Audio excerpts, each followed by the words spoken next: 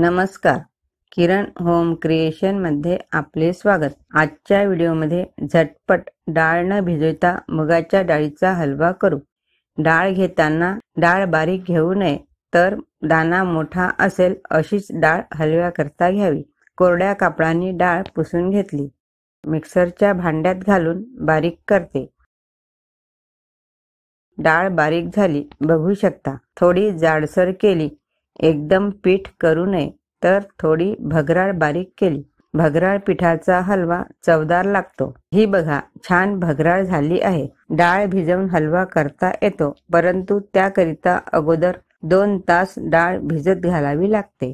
हे डाळीचे भगराळ पीठ तुपामध्ये भाजून घेते। कढई गरम झाली, अर्धी वाटी साजूक तूप कढईमध्ये घालते। तूप तापण्यापूर्वीच मुगाच्या डाळीचे पीठ तुपामध्ये घालते व भाजते। मंद जाळावरच पीठ भाजते। पीठ मंद जाळावर छान खमंग भाजल्या जाते। गॅसची फ्लेम हाय करू नये। जसजसे पीठ भाजल्या जाते तसतसे तूप सुटते। तूप हळूहळू सुटत आहे। तूप हळूहळू सुटले की पीठ चांगल्या तऱ्हेने भाजल्या जात आहे असे समजावे। डाळ भिजत घालून बारीक करून भाजले की कढईला चिकटते। तूपही बरंच सुटलं की झटपट पीठ भाजल्या जाते। एवढे पीठ भाजायला साधारण 7-8 मिनिट लागतात। पिठाचा रंग थोडा थोडा बदलत आहे, खमंग भाजल्या जात आहे। सतत परतवत असावे। मुगाच्या डाळीच्या हलव्याकरिता तूप जास्ती लागतं। मुगाच्या डाळीच्या पिठाचा वास खूपच दरवळतो आहे। ज्या वाटीने डाळ घेतली त्याच वाटीने दूध घेते।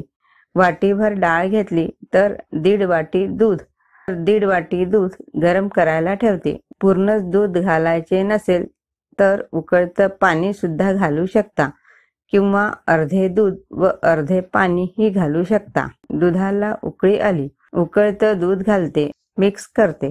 दूध जास्ती घातले की हलव्याला पांढरट रंग येतो। पांढरट रंग नको असेल तर केशरी किंवा पिवळा रंग अगदी थोडा घालावा। सिमवरच ठेवून दूध घालावे, किंवा गॅस बंद करूनही करू शकता। 2 मिनिट वाफ येऊ देते, झाकण ठेवते। 2 मिनिटांनी बघू, दूध पूर्ण आटलं। दूध घातले की चव फार छान येते। 2-3 वेळा वाफ काढून घेते। 2 मिनिटांनी बघू, वाफ छान आली। वाफ आल्यावरच साखर घालावी। दूध पूर्ण आटलेलं दिसत आहे। छान वाफ आली बघू शकता। छान नरम झाला। जेवढी डाळ घेतली तेवढीच साखर घालते। तुम्हाला जास्ती गोड आवडत असेल किंवा पोळीसोबत सर्व करीत असाल तर साखर जास्ती वापरावी। 1 वाटी डाळीकरता 1.5 वाटी साखर घालावी। मिक्स करते। साखर घातल्यावर साखरेचा पाक तयार होतो। अगोदरपेक्षा थोडं सैल झाले। यात 2-3 चमचे मिल्क पावडर घालते। मिल्क पावडर नसेल तर दुधाची साय किंवा मलाई घालावी। चव फार छान येते। 2 मिनिट वाफ येण्याकरिता झाकण ठेवते। 2 मिनिटांनी बघू, साखरेचा पाक झाला, त्यामुळे सैलसर झाले। परतवून घेते। रंग घालायचा असल्यास अगदी थोडा रंग घालावा। परत 2 मिनिट वाफ काढून घेते। 2 मिनिटांनी बघू, गरम दुधामध्ये केशर घालून 10 मिनिटापूर्वी दूध ठेवले होते ते दूध घालते। काजू, बदाम, विलायची पूड घालते, मिक्स करते। परत 2 मिनिट वाफ येऊ देते। छान नरम झाला बघू शकता। किसमिस घालते, मिक्स करते।